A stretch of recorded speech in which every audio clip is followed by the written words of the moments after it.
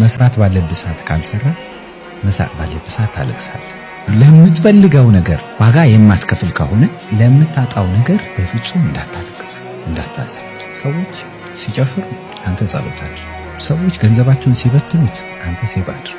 ሰዎች ገንዘባቸውን መበተን ሲያቆሙ አንተ ሶሳይቲው የሚያደርገውን ነገር በተቻለ ተቃራኒ ለመሆን ሞክር። ህይወት ኳስ አይደለም። ይሄ በ90 ደቂቃ ውስጥ ውጤቱን አታገኝ። የህይወትን ውጤት ለማወቅ አመታት ያስፈልጋል።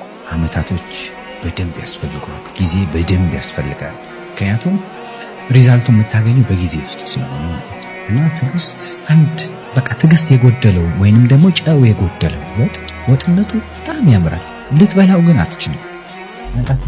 እና ትዕግስት የጎደለውም ህይወት በጣም ቢያምር አሪፍ ነገሮች ቢኖር ችኩል ከሆንክ ለእንደዛ ነገሮች አልታጨህም። ሞክረሃል ግን አልታጨህም። ትዕግስት ካለ ውሃን በወንፊት መያዝ ይቻላል። ዋናው ነገር በረዶ እስኪሆን መታገስ።